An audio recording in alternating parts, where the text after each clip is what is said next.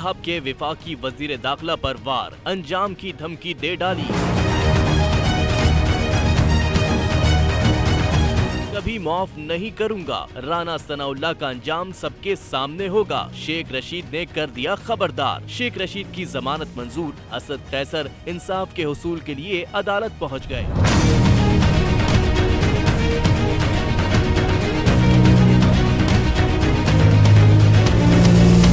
इस्लामाबाद कचहरी में मीडिया से गुफ्तगू करते हुए साबिक विफाकी वजीर दाखिला का कहना था, राना सनाउल्लाह ने मेरी बहनों के घरों पर छापे मारे, कभी माफ नहीं करूंगा, इसका अंजाम सबके सामने होगा। आपने मेरी 3 बहनों के घरों में रेड किया, मैं सारी बातें माफ कर दूंगा। जो मेरी बुजुर्ग 3 बहनों के घरों में तुमने रेड किया, मैं कभी माफ नहीं करूंगा। शेख रशीद ने कहा कि उनके खिलाफ साजिश के तहत मुकदमात बनाए गए। इम्पोर्टेड हुकूमत ने झूठी FIRs काटी। उन्होंने हुकूमत पर तनकीद करते हुए कहा, झूठी हुकूमत और झूठे वजीर दाखिला से उन्हें थाने के ताने मिलते हैं। साबिक विफाकी वजीर का कहना था, राना सना पर फर्दे जुर्म आयद है और वो अदालत में पेश नहीं हुए। राना सनाउल्लाह की शक्ल ही नहीं कि उसके खिलाफ बगावत की जाए। अदलिया पर एतमाद का इजहार करते हुए शेख रशीद ने कहा, इस वक्त जो हालात हैं, सुप्रीम कोर्ट के अलावा कोई मुल्क को नहीं बचा सकता। मौजूदा हुकूमत पाकिस्तान को कुछ नहीं दे सकती। उन्होंने इक्तदार में आकर आटे और घी पर सब्सिडी खत्म कर दी। ये सिर्फ FIA और NAB के केसेस खत्म करना चाहते हैं। इमरान खान इस हुकूमत को नहीं मानते। उन्होंने मुतालबा किया, आम इंतखाबात की तारीख का जल्द ऐलान किया जाए। उधर इस्लामाबाद की सेशन अदालत ने 5-5 हजार के मचलकों के एवज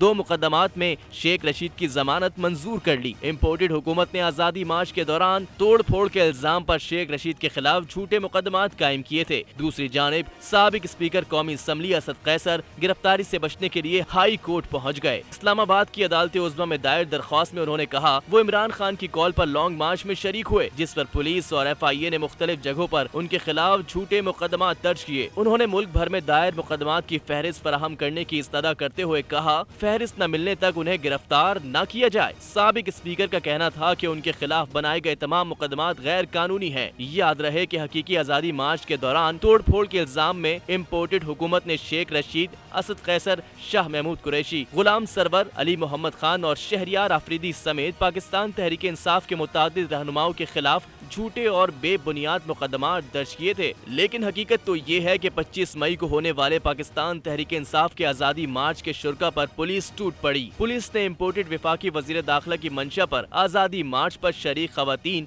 बच्चों, बुजुर्गों और वकला पर बहीमाना तशद्दुद किया, लाठियां बरसाई, आंसू गैस के शेल फायर किए और रबड़ की गोलियां मारी गई, जिसके बाइस मुतादिद अफराद जाँ भाग और जख्मी भी हुए। सिर्फ इतना ही नहीं बल्कि इम्पोर्टेड हुकूमत ने अपने हामियों और पुलिस की मदद से सरकारी और निजी अमलाक को नुकसान पहुंचाया, दरख्तों को आग लगाई। मुस्लिम लीग नून के गुल्लू भट्टों ने मार्च में शरीक अफराद की गाड़ियों को भी शदीद नुकसान पहुंचाया।